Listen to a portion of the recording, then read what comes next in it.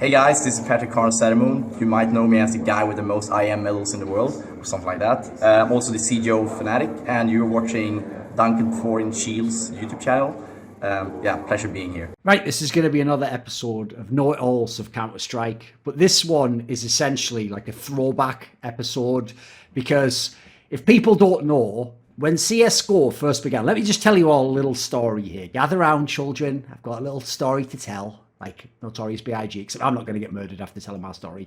Well, technically, I can't know that, but I hope I am anyway. So basically, at the beginning of CSGO, me and Lopez, like, we have obviously followed Counter-Strike our entire periods of time in esports, etc., veterans, but I'm not going to lie, like, I had limited interest in the game when it was first coming out, and, I watched it at the first tournaments because it was NAPE, and I was at the tournaments, actually usually covering, like, StarCraft and stuff, but at the time, I didn't know if CSGO was going to be a big game, but what people don't know is that even though at the time, like, Lopez worked for HLTV, so he was doing some work in that regard, like, I actually didn't necessarily have any plans to go super hard in the CSGO. I was like a lot of the 1.6 pros, actually. I was sort of waiting and seeing where the game went, and then if it was going to get, like, big or interesting, or the game just got good, then I was going to kind of come in. So I will fully credit, and I've said this in the past, like, actually, it's the fact that Khan here, obviously now works as a CGO Fnatic. He just finished his career 2012, and then he moved on to this role, which he'd kind of just taken on at that point in time. And one of the first things he did actually was make a podcast. It was actually called Podcast, which again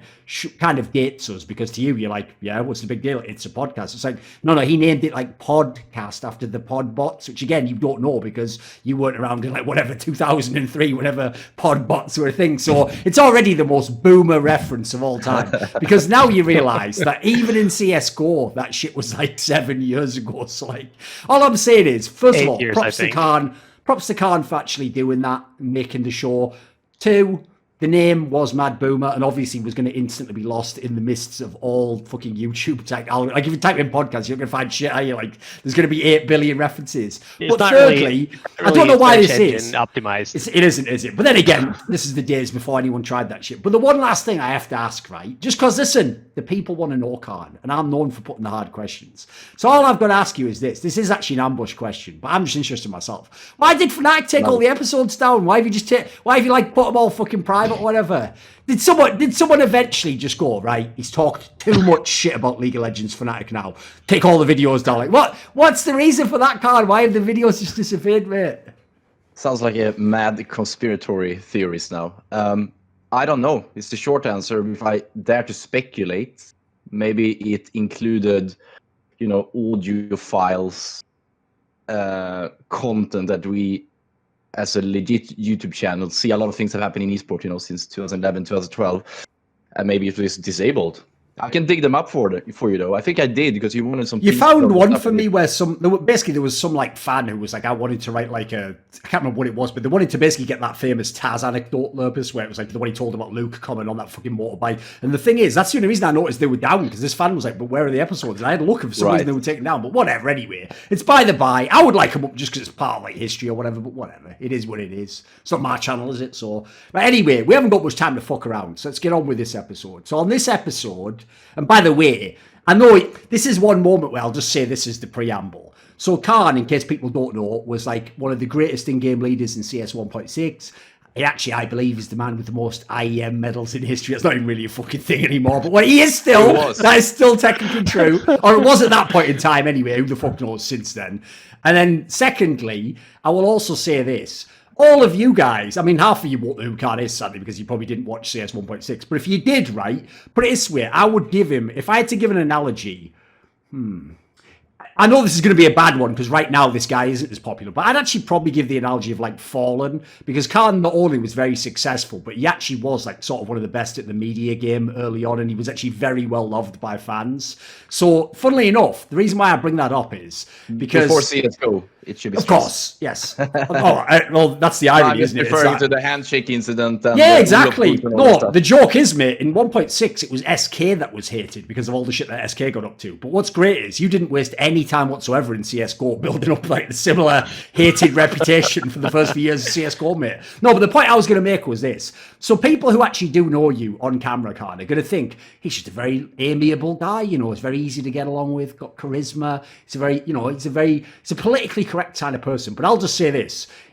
The whole reason that podcast existed is basically that Khan deserves the title of this podcast because he is definitely one of the know-it-alls of Counter-Strike. If people don't know, me and Lurpus, not just on that show essentially was inspired by some of the most epic fucking, like, it would have been Skype or something like IRC conversations of all time, where you have to understand, like, Khan might publicly says he definitely thinks he knows what he's talking about. He definitely thinks he knows who the good players were, who deserved the championships, who was overrated, underrated. So as a result, let's waste no time. Let's jump into this one. So first things first, right? One of the things we did with this show as well, Khan, is it was a way to have a show where, because it's got like an obscure title, we're allowed to sort of go back into history and tell obscure stories. It's not like we're not pretending to be like the most topical podcast ever. If we want to talk about some shit from 10 years, 15 years ago, we can.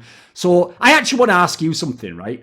In every sport and every esport particularly, whenever you have this classic contrast of like, oh, look, here's the new guy and he makes X million in his first year. Oh, look at this legendary player who, you know, had to like win everything and they barely made any. They always contrast sports and esports like that, right? Because basically it's just the cliche of like, oh, don't you wish you played in the current era where there's all this money and fame and stuff. What do you actually think about that, Khan? Is it something you ever think about, mate? Because obviously you retired just before CSGO came out. Like, you in theory could have played a couple of years more. You could have got to the period where there was majors and the prize money went up like 10 times and stuff, couldn't you?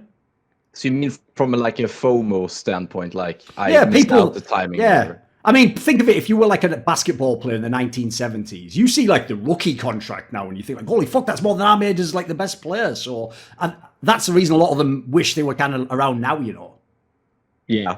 I think it's a good question. I've been reflecting around this, right? Like there are definitely moments, I don't know if Lurpis can or Tommy these days can also relate to that like when you kind of, gave in and stopped playing, there was moments you probably felt like, yeah, actually I still got it because you maybe still played a few games. I think I even stood in our team every now and then. And I don't know, you maybe, you know, can I actually still do this? Is this still fun? Whatever. But I kind of found peace in the fact that I was still very connected more back then than today with the actual competition. It's maybe not in the history books, but I was a head coach, for example, when head coaches probably didn't exist, right? So even the first CSGO major, I was behind the team I was a part of that. I was super excited about, Sure. you know, still being a competitor. So maybe I'm not the best person to ask this because I think there's so many other cases you can probably name, like, you know, even like 20 different teammates of mine that, you know, went on with the traditional life. And I imagine, I can't speak for them, but, you know, every now and then we meet up for beers and we maybe check in with each other on Facebook Messenger, whatever. I think those people have bigger regrets than someone that kind of, you know, transcended, left that player thing, went into coaching management. Because you're still connected to esports, though. Yeah, that's my Right. entire point here, right? So you asked me, I think you asked me at least whether I feel like, I should have kept going, bigger paycheck, prize money, new title and all that. But I think, I think I'm happy about the timing I choose and the way we also ended CS 1.6. When I gave up the in-game leadership role, I probably sucked badly at that time of retirement, and we got a new team in, I think, for the next 10 or 12 months or something like that, because we were one of the late movers to CSGO. Yes. I could be wrong, but my recollection of that period was that we left CS 1.6 as the absolute most you won everything team. We won every single tournament literally, and Trace and those guys. We obviously struggled to kind of get on the right track in CSGO early, and we had like a Swedish lineup, we had a mixed lineup with Danish players, probably the only time in our history. Supnix played in our team for a while as well, right? So exciting time. So not too many regrets, but curious to hear from Tommy. But I guess similar to me, well, you went to London, you worked in finance, whatever, so maybe that created different kind of emotions and different kind of attraction back to the competitive days, because there are definitely days, I was going to end saying this, right, like where it's a lot of admin, forecasting, planning, goal setting, board meetings, whatever, and you're very far away from the actual competition. Those days, I kind of want to be back in the stadium. I want to be behind the team. I love just having a beer after a tournament and speaking bullshit, you know, like those stuff you can miss, obviously, in certain days. But generally speaking, quite all right, you know. Yeah, I mean, I kind of just feel like if you like the time to quit is when you first start thinking about quitting, because then, like, if you're not 100% sure, then like you probably shouldn't be there anymore. So, I think I quit when I first started thinking about quitting. I just quit, and I never really played again. I, obviously stayed pretty connected even during the time that I worked in finance. So, I've never sort of missed esports in that regard. I suppose. So, I mean, I have no regrets. With that said, like, you know, if we could have gotten paid 10 times more than we did when we played, like, I would have taken the money. More money is usually better than less, I've found. You know what? That even reminds me. That's an important point. So sorry for interrupting you now, but the salary levels and the financial opportunity in the early era of CS:GO, whatever that was, right? Like, was that maybe 2012 to 2014 or so, maybe even 15, before like sticker economy came in? It wasn't that great. I'd imagine even our salary cost for CS 1.6 was way greater than the early era of CS:GO, right? So it wasn't also like, it wasn't a good incentive from a career standpoint. Yeah, you would have needed to stick around for like years before you actually would have gotten any of the benefits. So, I mean, I also just think that like anytime that you're doing something only for the money, like it's the wrong choice, because you're not going to find that very enjoyable, and like you might make good money for the short term, but like that's not what you're going to end up doing for the long term. So like, I just don't think that's like a sustainable choice to begin with, regardless. If people don't know, the kind of money people made as salary in like a top team like Fnatic, people probably went to like half the salary when CS:GO first began. So also in that sense, it was like a disincentive. Like it makes it so if someone was only playing still because it was good money and stuff, like the money got worse. No, what I was going to say was this. That just reminded me of something I'd actually forgotten. You're going to remember this, Slurpis. Do you remember there was actually a conspiracy theory associated with the podcast show? Because if you remember, I'm almost certain I'm right on the timing of this. The last ever episode we actually did live before the major. No, we did it at the major. Remember, we were actually there at the major because there was that picture of us like USSR hockey. Was that the last one? Yeah, but this is the conspiracy theory though, Khan. Because on the show, if people don't know, Fnatic wasn't like a complete outsider. They were like a dark horse, basically. They were maybe like, I'd say like the 4th or 5th best team at the time, you know. And obviously they went on to win the major. Well, obviously at the time we did this show, during the major, me and Lurpis had like 100% it was going to be Nip or Very Games, because they were like far and away the most dominant teams. And so because famously it always used to be me and Lurpis against Khan on all these shows, because he was from Fnatic, obviously. People really thought, Khan, it was just because Fnatic won the major that me and Lurpis were like, right, fuck that, we're not doing the show ever again. But it was actually just pure coincidence. Like, that really was just the last one, and we just never did another one. Like, it wasn't to do with that at all. Because believe it or not, like, listen, Khan's obviously won against us before in the past. Like, we all told him with that exist lineup was going to fucking fail in 1.6, and he just won the tournament straight after when SK had the super. So we give him his wins when he gets them. It's not all a conspiracy. In fairness, the next episode would have been excruciatingly painful. Oh, it would. So maybe it's good that we ended there on a high note. Sitting with the medal I didn't get as a head coach or coach, whatever manager dude that was behind the team. Yeah, memories. Yeah, I didn't realize it was only until 2013 we ran it, and we probably did like 20 of those. Yeah. Yeah. Still did quite a few though. No, but one thing I want to ask about is actually, it's funny how certain things, you know, there's that famous saying like everything old is new again. Like as though things just cycle through in terms of fashions and trends. I feel like we've gone back in time like 10 plus years with this whole 6-man roster discussion, because that's like your era's. More than 10. That's you guys' era. That's when people first wanted to try doing those or see if you can add an extra one. In fact, if people don't know, this is probably a detail no one knows unless they're really old. CS originally came from a world where, remember, the teams were called clans rather than teams back then. Well, the whole reason like you had a clan also was that you weren't professional. You didn't just have 5 players who were going to be on every night at 6 p.m. and play scrims. You might have like 12 people in a team, and the idea is whoever's on that day is who plays for that team. So teams like Ninjas in Pajamas originally was probably like 15 people, you know, and the idea is, I mean, one guy maybe works nights, or he's go do something on a Friday, so another guy plays. So what's funny is in some ways we're going in reverse, because the whole thing is, it's at that point that we gradually went down to like 5, and then maybe there was a 6th who attended some lands, but then eventually, obviously when it became properly pros, we went to the set 5 every time. What do you think, Khan, especially being in like an organizational perspective, what do you think of this approach where a lot of teams are implying they're going to do this 6-man rotation? And this is different, by the way, from the whole Astralis thing, because the Astralis thing, I know from behind the scenes, started as they didn't choose to have 6 players. They just knew that some of the players were going to say they had burnout and quit the lineup, basically. So they had to get new players in. So whether or not that part's true or not, the other teams are trying to do it. Like, as far as I know, some of these other squads have added a 6th player. I mean, obviously, ENCE did it initially for the major restrictions, etc. People are heading this direction. What do you think, Khan? Is it a good approach? What are the pros and cons of it for you? Yeah, I mean, if you're trying to kind of connect the dots here between the past and the clans and the reasons you had to have like 7-8 people. I mean, at that point, you didn't even know who's going to show up on IRC, Roger Wilk, or whatever tool you used to play, right? So you almost had to invite 8 people and you're lucky you got 5, and sometimes you got 6. You have to tell them, sorry, mate, you cannot Yes. play now. And I was quite of a tyrant, I remember, because I was like, 6 player, tell me a number between 1 and 5. 2, he tell me, okay, you're not playing today. We move forward. I'm pretty sure it doesn't work like that in Astralis. So the question was, is it specific to CSGO, Duncan, by the way, or you mean like more generally? I mean, we can include 5-man lineups. Yeah, we expanding can to include 6 like regardless back- of esports. Like, put it this way, if it works, then if anything, we're all idiots for not doing it in the past, right? We should have been doing this the whole time in CS. We could have had 6, Yeah. 7-man lineups. We would have never needed to grab another player. We'd have someone we'd be like, that's basically, what do you think of the general concept? I think the theory that you have a bigger roster size in total than what you have to field on a certain match or event day is not a broken one. It's the reason you have it in sports, different economy, different format, different traditions, different mechanics, different rules, and all of those things, right? But I think there's certain things from that does apply on esports. I am more cautious when it comes to Counter-Strike. I think Counter-Strike, in comparison to, say, League of Legends, Dota, MOBAs in general, where surely in Counter-Strike you have a snipe, you have in-game lead, you have certain roles, but those It's not are as way strict, more. though. It's not as strict, right? Yeah. So Like, if you play top lane in League of Legends or whatever, if you get another top laner, he yeah, can just go in.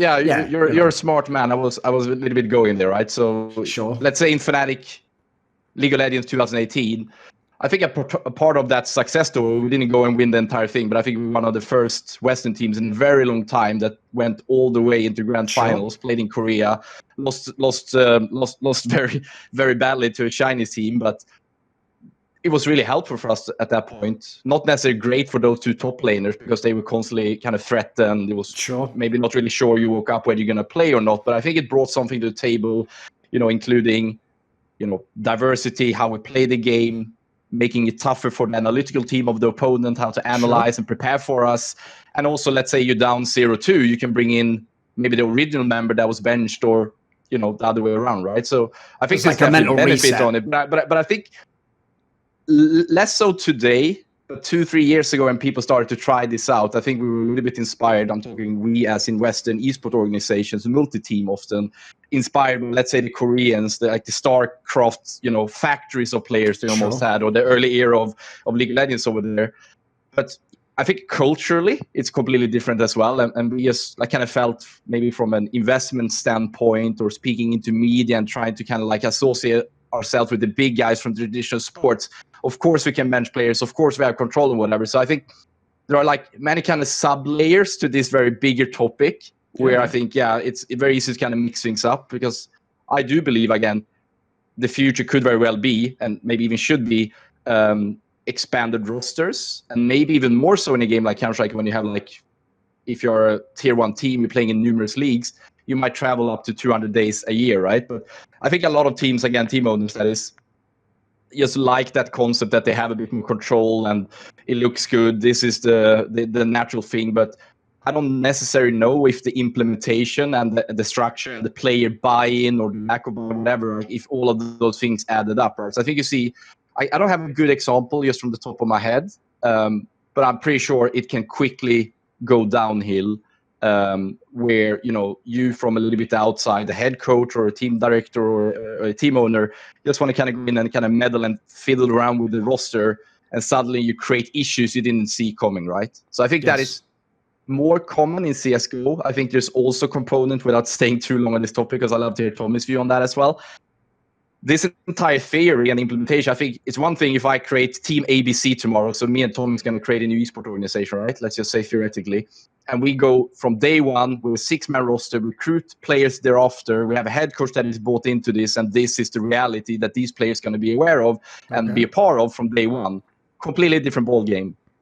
Other than, working, let's say I go to our team and the coach today and suggest to them well, things haven't gone so well. We were best team in the world early this year. Now it's COVID, blah, blah, blah. Let's get a 6-man. Let's see how that goes. I don't think that is the wise thing to do right now. I think it's going to take a bit of time.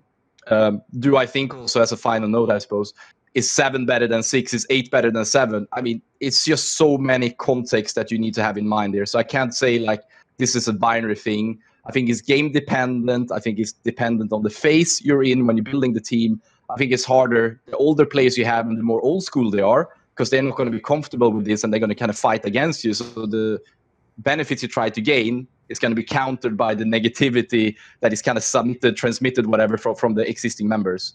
But I'm curious to hear your guys' opinion here, because I think if I have to choose, if it's just a completely new world, right, and we're building sport teams, I think a wider roster does make sense. But implementation is key, and it's super fucking hard. We've seen that ourselves. So I think there's a couple of different things to this. One is that obviously the reason that you have substitutes and larger rosters in sports is because people tire. If LeBron could play 48 minutes a game, he would never sit. Like, there's no scenario where he would sit. He would play every minute of every game, and so would all the other like 5 best players. You might, maybe change 1 or 2 of them, but you wouldn't need a 15-person roster because you wouldn't be worried about injuries, etc. The other thing is that I think Counter-Strike specifically, because of information, is really tough when you start switching out players. I think look, I know very little about MOBAs, but it is a 2D map. You have much more visibility just being in the game. It's not like Counter-Strike where you basically have your own little view and you only see a tiny portion of the map at any given time, and you have to communicate everything, and people have to be aware of what's going on everywhere. They can't really see much of it at all on their screen. I think just knowing what everybody's doing and communication is a much bigger part than in at least some of the other games. I think that makes it particularly tricky in Counter-Strike. The other point that Patrick made I thought was interesting was the sort of like the top laner comparison. I do think that if you had sort of 2 very similar players, so we use Australia for an example just because they're the most notable team somewhat doing it, I think it's a lot easier to sort of, if you were to continue swapping Tag and Zipnix out in and out, I think that's a lot easier. I think if one day you need to replace device, I don't know how that works. So I think role-wise, that becomes tricky. I think the ideal way would be to have basically 2 rosters, and then you'd sort of have like a body double for every role. It wouldn't be, identical, obviously, because that's just not how you maximize either one of those players. But that would sort of allow you to have 2 teams to practice. You could try new things without showing them to your opponents. I think practice might in some ways get better. The problem is, like, you can't do any of this in the ecosystem that Valve's created, because they're not going to okay academy teams. They're not going to okay this or that. So I think the way that you could potentially maximize this is you basically have 10 players, and I think that would give you very significant benefits that you don't have with a 5-man roster, or even a 7-man roster, an 8-man roster. But I think that 6 to 7 is hard to make work. With that said, like Patrick said, I think if you start from the get-go and you build for an 8-man roster, 7-man roster, that's different, because everybody's expectation is that they're not going to be frustrated the same way as, when you just add a new player to a team that's used to always playing. By the way, just as an aside, because this is an interesting trivia point, one of the reasons I think actually Patrick probably made that example is I can actually tell you, because I was friends with one of the players he was talking about, of those 2 players who swapped in and out. One of the reasons one of them did leave the team is exactly what he's saying. Because originally there were no subs in that sense, and you were just a starter. They didn't want to be a sub off battle. This was like a legendary player who basically got subbed out. They didn't want to battle some young guy who's just in his prime now. They wanted to just have a starting spot. So I totally get why he sets it up like that. It's very different, like as you say, if you start with 5 and then you add the 2. It's different if you say we're going to start with 8 or 7. By the way, just as an aside, Lopez, when you said if having 10, are you implying like so that there would be like a proper sub for each of the 5? Is that what you meant by 10 versus like 7 or 8? Yeah, give or take. I mean, it wouldn't be like perfect body doubles, because like no 2 player would be maximized playing exactly the same way. But like, you'd have an opper. So if you need to replace your opper, you'd have somebody who could play, give or take, a similar role. I think that's how you would do it. Otherwise, like, I think you just run into issues with some substitutions. And then, like, honestly, like, I just think it's going to be really hard. And just like you said, this was going to be my next point that I was going to make is I just think it's going to be really hard to attract the best players if you're not going to get to play all the time. I mean, like, I don't know what Bubsky agreed to when he joined Astralis. I imagine, if he's not going to be able to play now, DreamHack Open or ESL New York, whichever, I think it's DreamHack Open that Astralis is playing. So. Like, the roster's locked, he can't play that. Blast, they're playing with Zipnix, so I imagine that means Bubsky's not playing. By the time that's over, it'll have been like 2 months without him playing. Like, who knows? Maybe he's practicing with them. Like, maybe they're mixing things up behind the scenes. But like, at some point, like, if I think about myself in that situation, like, I'd rather go play for a worse team. At least, like, let me play all the time. So I just think like it's going to be hard to attract the best talent and keep them happy even in the case of you building from zero, I think at some point you're going to get offers from other teams, and like those might just seem better for you because you get more opportunities, you get to play more. So I think the practical realities make it hard to pull off. Do I think there is value there? For sure. Do I think it's better to have 10 than 7? I do. Do I think having a 6-man roster is automatically better than 5? No. In fact, I think it could be much worse. I have kind of 2 angles on this personally. So one is kind of like I alluded to with the Astralis one. I don't actually think organizations are being totally genuine as to what the main motivation behind trying 6 and 7-man rosters is, which I don't believe it is. All the things that Khan pointed out, or like, you could have extra players to practice with, you could put this guy in for a specific league, etc. I don't actually I think that's like maybe a reason they came up with after the fact, because if I had to guess, in the Astralis case, because they're the most famous one in terms of burnout, if you know someone's literally going to say, I can't play anymore, and here's a doctor's note, and I won't be playing, we have to get a 6th player then. You have no choice if you want to play in the tournament. So I think that was literally essentially just necessity that they did that. And then secondly, it's more of a sub reason, but when I look at some of the other teams, like the Mouse Sports one, some of the other squads where they're sort of bringing in players who maybe wouldn't actually directly be recruited to replace their player, I also think that kind of touches on what you said about the fact that we can't have academy teams, because that's also orgs looking at a world where when you do have to buy a player, buyouts are ridiculous even for players who haven't made it yet. So if I can get this guy way earlier in the game when he's willing to join for cheap and then keep on the bench, and maybe then I see if he gets sort of good enough and I bring him into the squad, like that makes sense, like business wise, whether in the game it does or not. I think there's one more point that wasn't there. I think Patrick somewhat alluded to this, but wasn't like explicitly said, which is that like from an organizational point of view, I absolutely think it's much better to have 7-person rosters if the performance is like even remotely the same, because it just gives you much more leverage. You're not in a situation anymore where one of the players is unhappy and then he talks to 2 other players and they all group up together and they decide to leave. You have much more control over the players. You can actually, in some ways, like sanction them. You can penalize them for, like not showing up to practice. And this is also beneficial for like the coaching staff. Like you show up late, you have something, whatever, you can actually make them sit. And I think it's one of the things that, like, based on things that I'm hearing, I think it's just like tough for some of the kids these days who start playing when they're 8 years old, and they turn out to be pretty good at 14. They join a really good team at 16, but they've never played competitive sports necessarily. They've never been coached. They've never been in a situation where like they do something dumb and they just don't get to play. They kind of just have all the power, and like there isn't anything you can do about that in the team either. So I think from an organizational point of view, the incremental costs aside, I think it's much better to have more players. I think there's no question about that. Totally. I mean, especially in the universe. So let's say the Riot one, right? League of Legends. You do actually, as at least a European team, you compete on 2 levels. One is the pro level LEC, and one is the academy level called the European Regional Leagues, ERLs, right?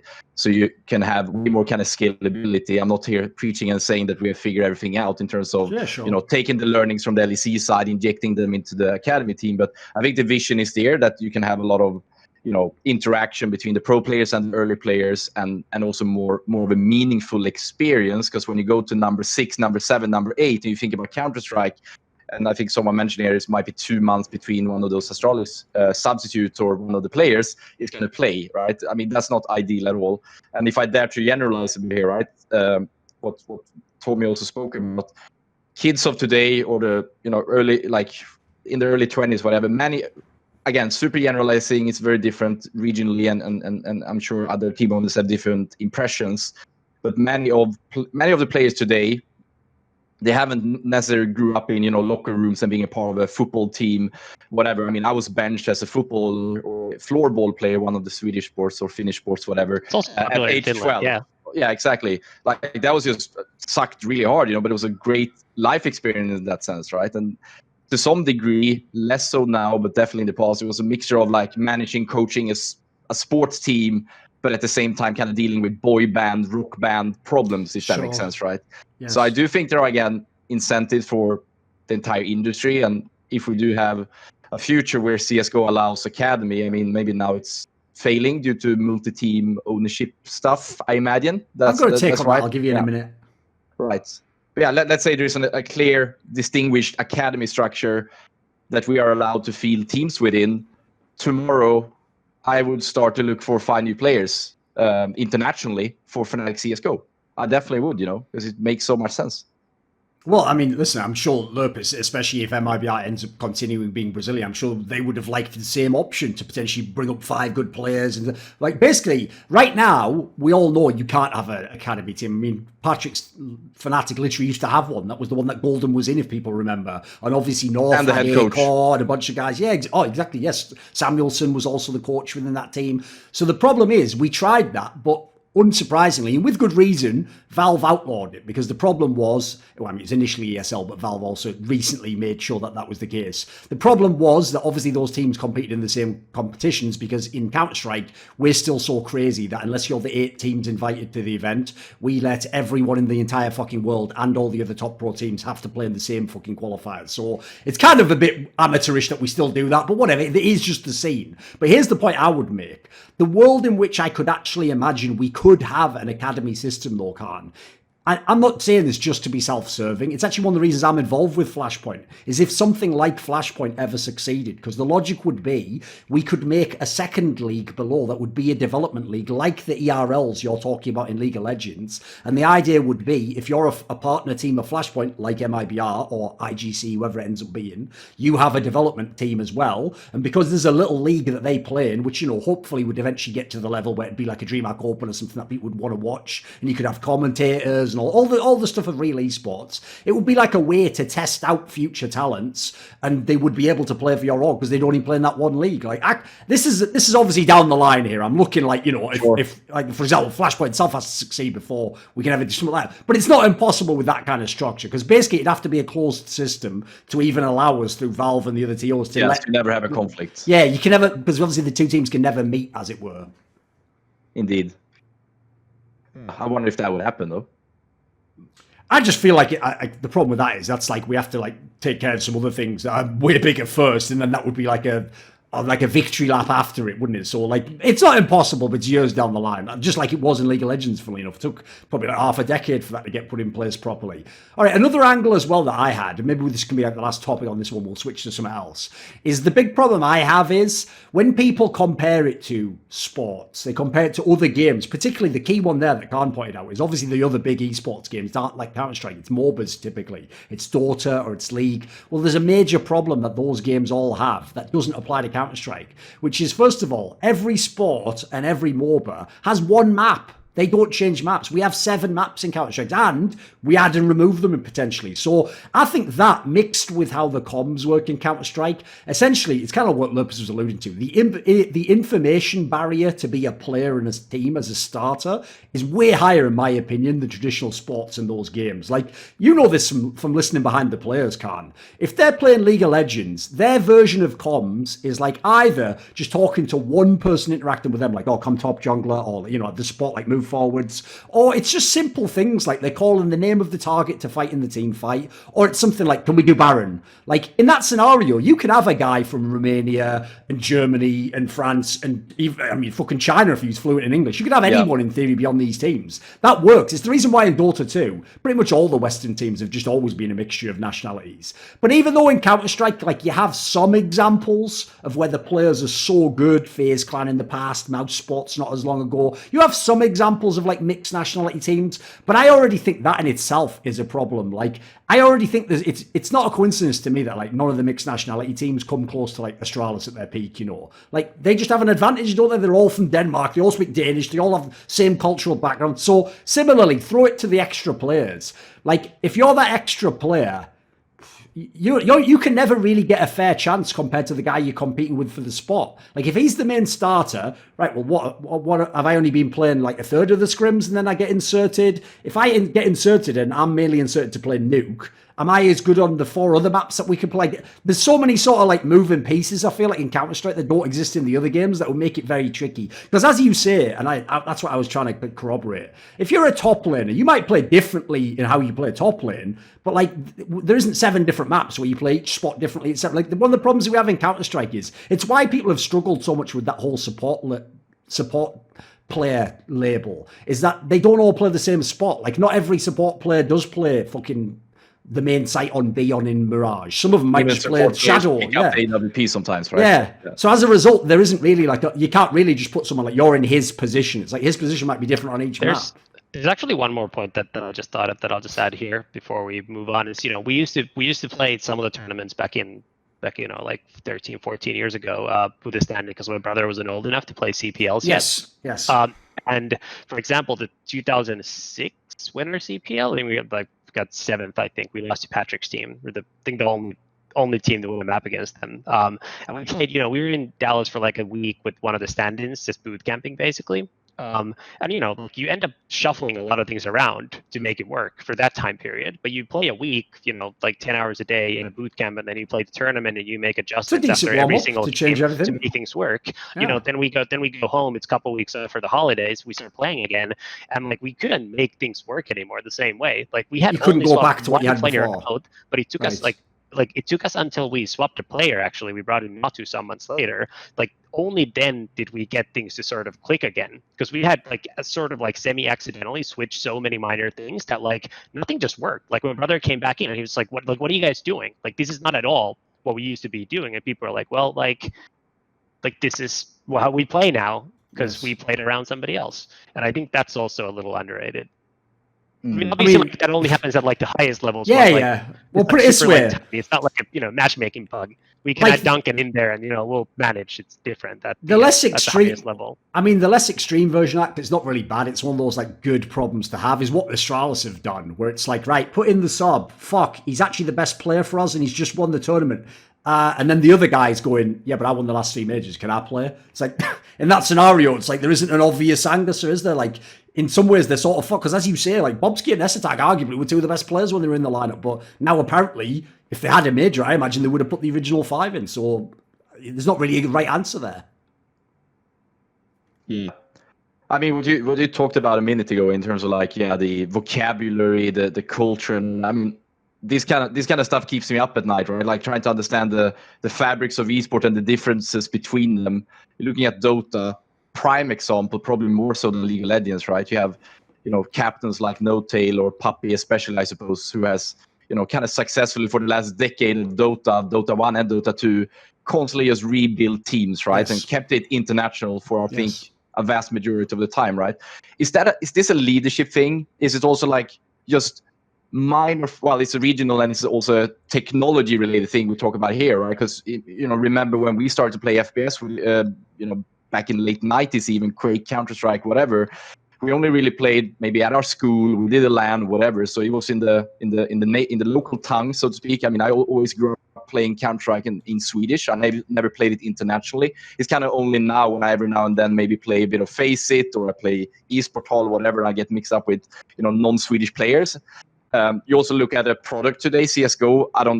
I mean, this is very boomer, I suppose, but I imagine still that people don't really always refer to the same position as what is said on the actual. Yeah, they sometimes have different names and stuff. Yeah, on the map. Yeah, surely, and it's a lot of positions. It's a 3D map. A lot of things can happen, right? Yes. Point is, right. So with platforms like Faceit, eSport Hall, matchmaking, how it works, could you argue that we are to some degree forcing people to play across their culture, across their language, whatever? So, again, think about it from our side here, right? And to some degree, I guess, Tommy, although you have, I guess, a bigger talent pool when you think about okay, we're going to change players in MIBR. Everyone speaks Portuguese, so we better get another Portuguese players. And by the way, in Counter-Strike as well, people travel 200 days a year. I think the culture and the social part is more important than, let's say, League of Legends, because you might live in a certain city, but you have your own accommodation, very linear schedule, very easy to predict, and easier to have a life on side of it.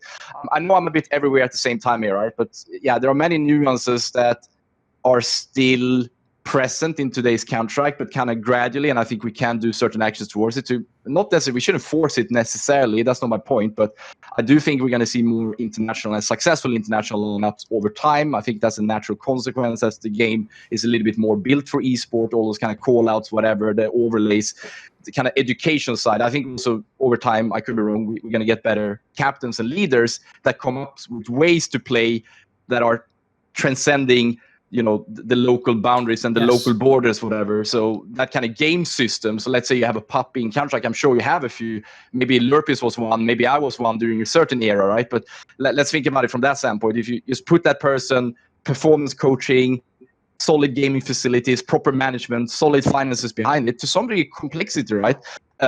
they can build successful international teams. But at the same time I'm saying this, you can also note in League of Legends, the teams that have won Worlds, with maybe a few exceptions, they've all had the same nationality in the winning teams. Or maybe It's basically that's only the Chinese ones had different ones. Yeah, 'cause they have maybe a sometimes had Korean or two Koreans, Yeah. something like that, right? But But yeah, obviously the Koreans are it's just just all a little Korean, bit yeah. easier. So I think I think everything is just a little bit easier if everybody speaks the same language. It's just like some incremental work to try to like you have to just make up for it somewhere else. Basically, I think because there are like some minor downsides at the very least.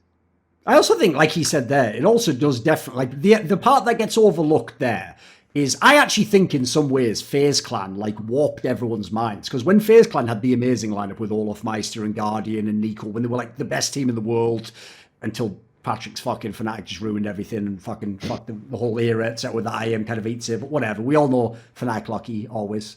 When they had that lineup, the problem is everyone looked at that, and because every idiot fucking analyst, I used to tell those guys in the green room, stop doing that. They kept saying FaZe Clan is just 5 sick aimers. I was like, first of all, Karrigan is never a sick aimer in CSGO. Please stop saying that. I beg of you. But the reason why it's so stupid that they kept saying that is that's what FaZe Clan was, which is basically like the old FaZe Clan, not theirs, is because since they ignored that they had Karrigan, they made it sound like that's what the international team was. You just get a bunch of players from anywhere, throw them in a room, and they'll be good. It's like, dude, they have Karrigan, who is literally he's now done it with 2 totally different sets of players in Mousesports. And so, if anything, he has like a unique skill for that, it seems. Like he seems very good at setting in fact, up teams. he has been a successful leader for 10 years, so you can argue, exactly. Right? And then throw in as well, think of his playing style. He's got like kind of like a Pronax style, like he likes to call in the round, you know, but then also he likes simple tactics. He likes to just use what works. Like he's not trying to run the most like tactical, super in depth, like old school timing stuff. So his style even probably fits that better.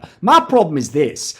I'm sure you can make a team, because people have that work with these multinational lineups and probably could work with the 6-7 man rosters. But the problem is, I don't think you could ever have a team that's like Astralis is now, where you're trying to do like super anti-strats everywhere and like everything's like communication and insane like you have to know literally where your teammate's going to be without him telling you. I feel like that kind of play would either be insanely hard to execute or that might be off limits.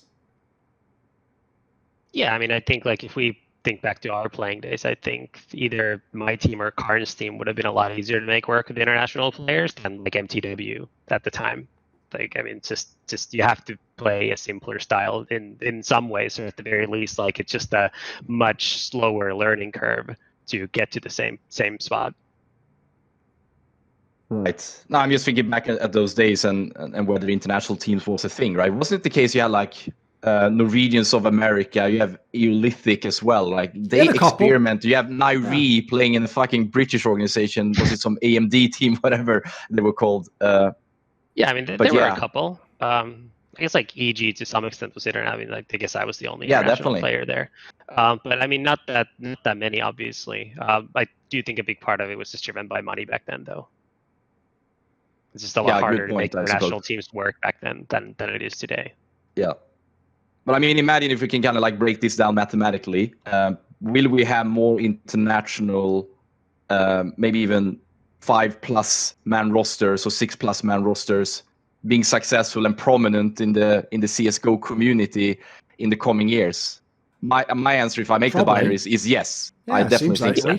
Yeah. And by the way, I also think that a part of it is driven by I think this might be at least a lukewarm take. It might be a hot take, but I think the current level of CSGO is pretty bad, not for the reasons that you think, but simply because contracts have gotten so good, the talent is now split among many more teams than basically ever before. Yes. So previously, the best players would always end up on the best teams. Like Karn didn't care if Trace was Danish. Like if he was the best player and he was available, like he's going to play on Fnatic.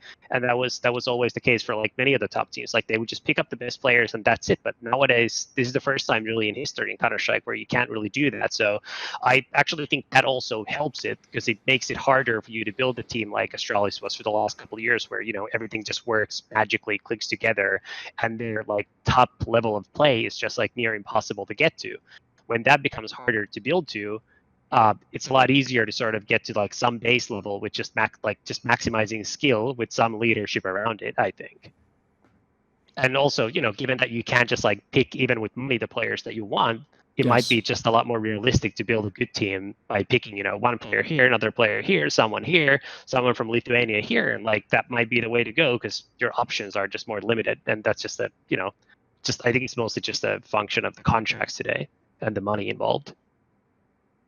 The other topic we wanted to talk about, it actually ties in pretty well because this is actually a topic that I think people who are old school have a better insight on, is the current one that everyone is forced to address, which is that we have to play Counter-Strike online right now. In fact, if people don't know, at Flashpoint, you probably heard if you watched any of those Q&As, we were trying to do the last Flashpoint of the year as a LAN to like end the year on a bang, and we couldn't even do that because we just can't get the facilities set up in a way where all the players could come and be safe and all the rest. So as a result, basically, it's just going to only be the talent on LAN, and the players will just play online like they have all these ESL events, DreamHacks, etc. So, like, obviously, it's actually been a topic, by the way, I've noticed, Khan, which, because in the past, the only online things were either qualifiers or, like, the leagues, which weren't considered as important as the big LANs. And even then, like, you had a LAN finals for the league anyway, so there was still an offline component.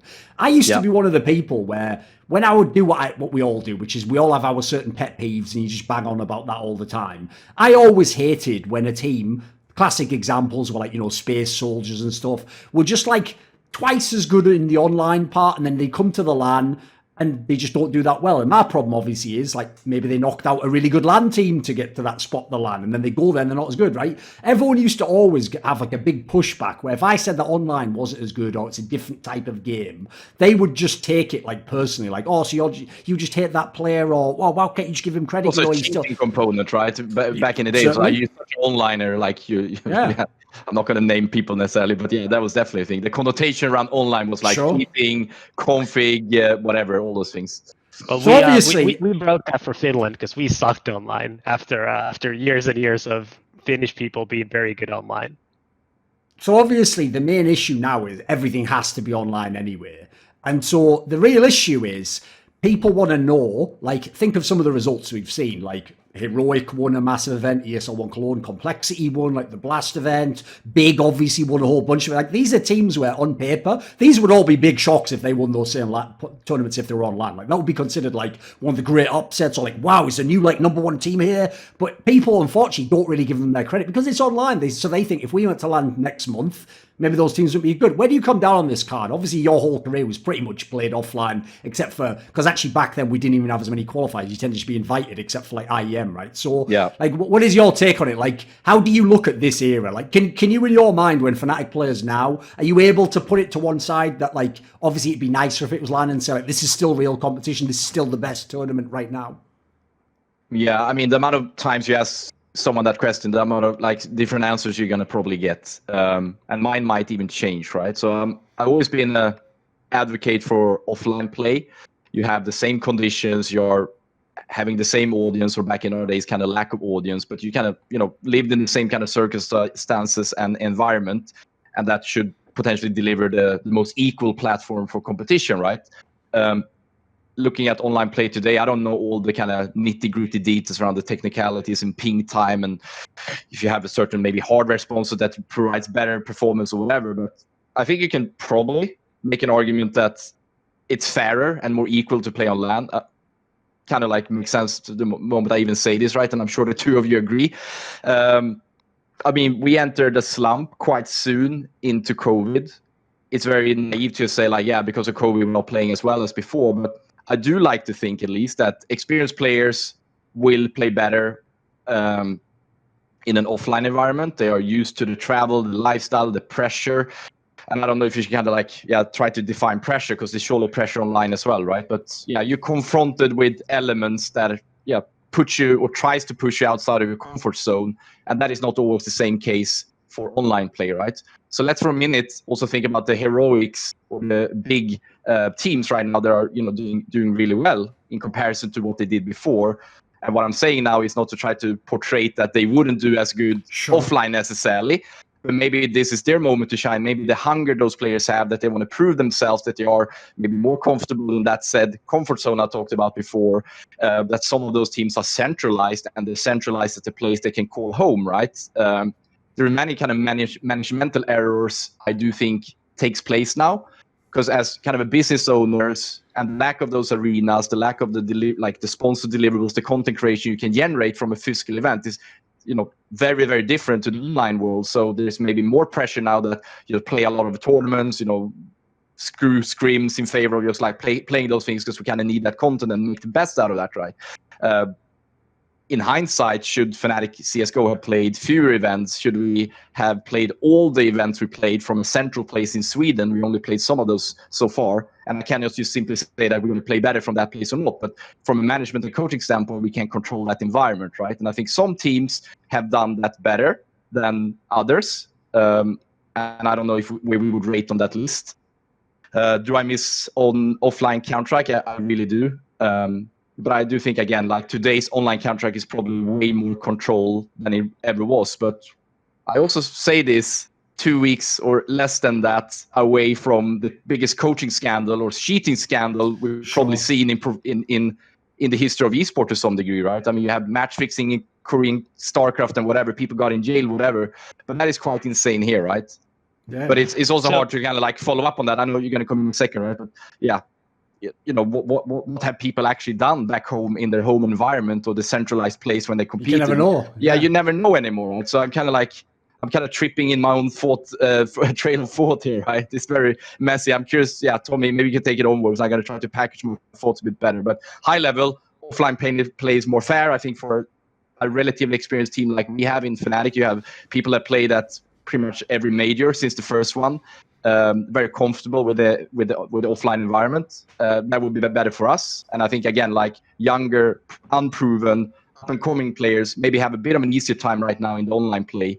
And I also think it kind of like becomes kind of a self-fulfilling prophecy for some of those older players as well, right? Yeah, those guys are only beating me on LAN and online. Yes. They can never beat me on LAN. Fuck this COVID thing. I'm just gonna take a break and by the way, bench me. My team owner. I don't care anymore. Anyway. Just some, I guess, high-level thoughts. I agree on basically all of it. I think the one thing that I would add, just as sort of like an additional qualifier, is I think the longer that this goes on and we don't have offline tournaments, I think the more likely it is that the experienced players who are unlikely to be able to put forth 100% effort and take it as seriously as they might take offline play are probably actually going to get better. I think, because they're going to sort of realize like, hey, this is actually it now. This is the new normal. So like, I'm either going to be good or I'm not.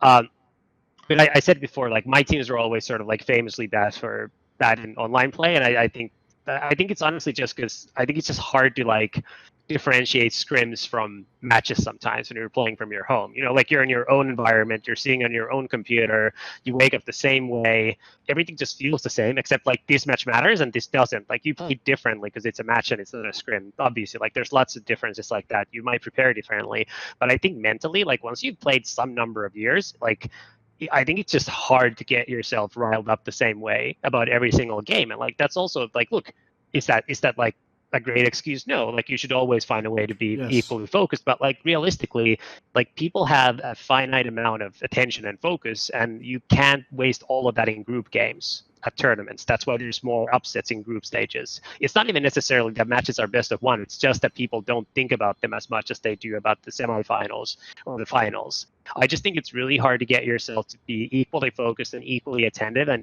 equally motivated, frankly. For all the games, and you kind of do have to pick your spots. Like if there's a bunch of these guys that have been playing all the biggest tournaments for 5 years, like Patrick said, traveling 200 days a year, like part of your routine becomes that at home you kind of just kill time and you frankly find time to do other stuff than play games. You make sure that you continue improving and practicing, but outside of that, like you actually kind of have to remove yourself from the game. And the way you kind of get rid of all the distractions is frankly that you move and none of the distractions follow with you. So like your family stays behind, your dog stays behind, like all your friends stay behind, and you go somewhere else, you sleep in a hotel, you wake up, you go to breakfast, and it's a different mindset. And I think that's the stuff that's just really, really hard for people who have been playing at a high level for years and years to sort of emulate in a home environment. I do think people will get better over time. The more experienced players sort of, I think the motivation gap will shrink compared to like the up and comers, as Patrick put it. But I just think that's a real issue. And like, I don't think it's like, oh, well, like that's just an excuse. And like, I don't even think it's solvable. I don't think you can do anything about that. I think you can do better, but I just think it's a reality. Like that's how people are. I would even say, like, 'cause I actually think what you've made me think there of actually a couple of points I haven't heard anyone make on any of the shows. Because obviously this topic's been like very prevalent on all the talk shows, etc. And obviously people tend to go with the main ones that Khan pointed out initially, the obvious ones of like, there's more pressure if you're on a stage and if you've got fans there and if you've never played in that environment versus being in your bedroom where it's comfortable and, you know, maybe your PC, it might have cheats, it might not, it might just be really comfy for you. Like the joke back in the day, we always used to make, me and Lopez, whenever someone was amazing online and shit online, is like they must have the comfiest fucking computer chair ever with like the favorite mug with the coffee in or whatever. Like really that's the brings you joke. back a decade or two. Exactly. but what's funny is they're the obvious ones. But I would say a side one is actually, it touches on two things you guys said there. So one, Lopez's angle. Like that's one of those areas you know it's a pet peeve of mine, mate, is when fans are like, when you make a comment like, of course you can't try all the time, they're like, what do you mean? You're paid as a professional, you should. It's like, no, he means as in no one can give 100% mental energy in every task every second of the day. Of course, when you're doing a task, you think to yourself, right, well, this is going to be a really difficult one, so I'll do this one early in the morning when I've had breakfast or something, or I'm going to do this one before I get tired at the end of the day. Everyone does that. What you do is manage your energy because you want to peak and have all your energy and be your best at the right moment, right? It's the same for pro players. Like when Khan was in a team where they've been in the final of like 10 of the last 15 LAN tournaments, he's not going to be going at 100% in the first best of one of the next tournament because he knows that like I might have to be at my best on day 4 of this event, day 3. So I might have to pace myself a little bit. Like if this is say I'm playing against some local team who are never going to make the playoffs, maybe that's the game we're a little bit more relaxed in. We're not as focused. Maybe we don't anti-strat them 100%. Like you burn yourself out if you don't. So that is a real factor. I think probably, I know it sounds whack because if you're a fan, you're like, yeah, but dude, it's been like 6 months we've been online. It's like, yeah, but that's the problem. We didn't know it was going to be 6 months, did we? We all thought it was going to be like a month or 2 months. So if you were a really legendary player, and Fnatic was a great example because that Fnatic team was making top 4 at every LAN before we went online. They probably were, some of them, at least on some subconscious level, thinking, right, yeah, it's not going great online, but okay, if we get to LAN next month, or, you know, we'll be back. We'll be the team we used to be. These guys that are beating us now maybe won't be as good. And then the other angle, which is kind of tied into that, is you don't even have to speculate. Dude, the team that is the ultimate example of why people who are really good LAN teams never give a fuck about online is the Polish Virtus Pro guys. They had years where they were like going top 4 at the major and then they'd go home and they couldn't even qualify for like ECS or some shit. Like well, they also would didn't lose qualify for many of those majors. They loads of just them through the back door. Right.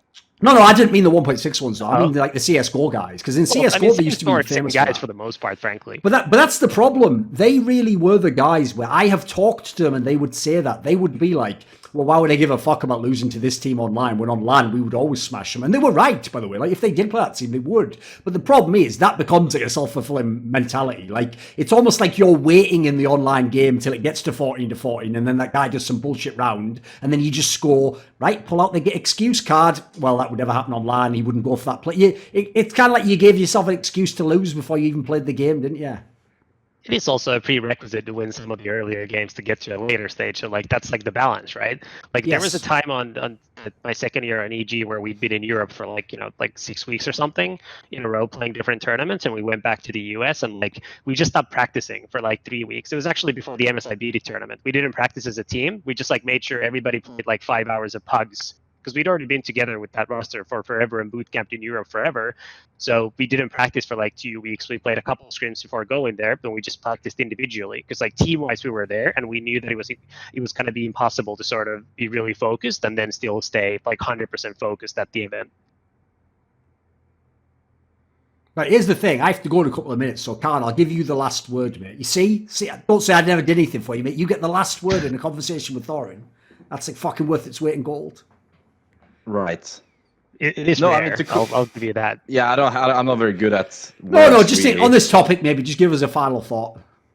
No, a final thought is, I guess, a little bit connected with this topic, but the coaching cheating incident, right? And yeah, okay. Who would have thought back in 2014 that 6 years later or more, Fnatic is one of the few teams and the players that haven't any dirt on them officially. Can you believe that?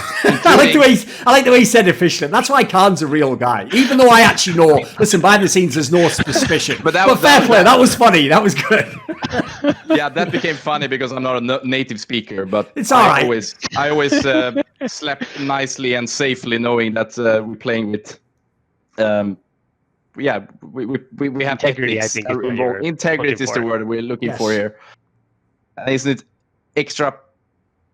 extra funny that many of the people that did call players like ours out are now banned from competitive play or competitive competition? Listen, Khan. Why even though I said people speaking more about this than even though I said I'd give you the last word, I have to sort of prompt you a little bit. If people don't know, go ahead. Starix was the teammate of Senya who literally ghosted that while Khan and Peter sat in the audience at that fucking cyber arena watching him ghost. So I can tell you, Khan used to get so mad because obviously those Na'Vi teams beat Fnatic in that era. Yeah, so I bet when you heard about that issue with Starix Racing and with this whole thing of all these coaches getting banned, I bet that must piss you off, right? Because you were someone who used to get mad at that back in the day. And it also makes me pissed off about the past, right? Because there was several things you can do. And by the way, back in my days, correct me if I'm wrong here, Tommy, because we played during the same time.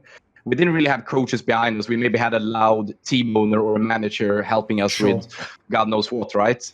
But you had numerous things in the game that could be abused, and there was even many cases where the kind of stage setup and the tournament areas allowed you to just kind of look beyond your monitor and see whatever's happening in the game, right? Patrick, there's been a couple of matches, couple of rounds that have taken place in certain countries with a lot of fans behind one team where there's just been a lot of good reads at opportune times over the years. Yeah, but even if you just like talk about the online part, right? Like you have this kind of fade to black command, like MP_fade to black, whatever. And then if you died, you got flashed, and you can kind of swap between your teammates. I know for a fact, I'm not going to call these people out because they were like, and same. Correct me if I'm wrong, but Senya was never ever caught necessarily, right? It was like suspicion. So I'm gonna sit tight with having some kind of like judgmental point of view on him here, right? So don't get me wrong here. That was you saying that for in, not myself. But knowing now that I don't know the percentages, but a big portion of the pro coaches, many of them active back in the 1.6 days, if they had access to that very bug I'm talking about here, and it wasn't like you had maybe in some countries, especially I think the ESCA guys or whatever they call those tournaments, they were like, you can't speak when you're dead, you cannot touch your keyboard. They were quite strict about that. Yeah. Those were actually the best. That's how every admin should have been. It was good in a sense, but it didn't make sense that you couldn't communicate when you were dead, right? Online, look, it reduces cheating, so like right? Yeah, but my point is, right? So some coaches, many coaches, in fact, are caught now for cheating. That was available for you if you didn't have your ethics in check, right? That you can just kind of scroll between the teammates that were left, and in certain kind of angles you can see like, oh, he's actually in the dark holes attacking B. And by the way, you can also tab and see who has the bomb, right? I don't know if that was considered cheating necessarily. I could be wrong on that. Well, it was one of those things that wasn't allowed, but like, what happens if you do it? Like, if you do it, you might win a key round for it. Might swing the entire match. No one's for you, checking and there is either. no real penalty. Yeah, exactly. Right. So this is not me trying to get a cheap shot, right? But it's just interesting that kind of, I mean, people don't give a fuck. I have to respect that, I guess, right? But yeah, the fact that it's not like, I'm not going to be the one saying we needed security out of DreamHack or entering events after that, whatever, the Olof boost and all the narratives around people cheating, aim lock, whatever you like to call it. But then 6-7 years later, well, where's the stories at, Everyone steals. You're starting to question human mankind, that people can accuse others that clearly have been cheating on their own. Yeah. Like, I think you did a great quote. I don't remember exactly how it goes, but yeah, a thief can spot another thief, I suppose. But yeah. Well, they think that everybody steals because they wouldn't think That's about why they stealing, justify so they assume it. everybody steals. Yeah, that's why they call others cheaters. It would basically be like if I just scammed my taxes, because I'm like, well, I'm sure everyone else scams their taxes as well. It's like, that's like the excuse you give as to why you do it. This video was kindly supported by Dean Tanglis, Pronogo, Alexander Rao, Andreas Krocknies, Eric Hillerstad, Hades, J-Dubs, the Puyallup Tribe, Tobias Bernasconi, Vatrisam, Zinged, James Peterson, and as always, a special thanks goes out to my boy Jerky's Minion. Would you like to suggest a topic or a guest for my content? Do you want to ask a question in my monthly video AMA? Do you want teasers? See who the upcoming guests are going to be? Maybe you'd like to take part in one of those monthly donated discussions with me about esports. Well, put your money where your mouth is and join the Screwluminati today in the Patreon link in the description box below.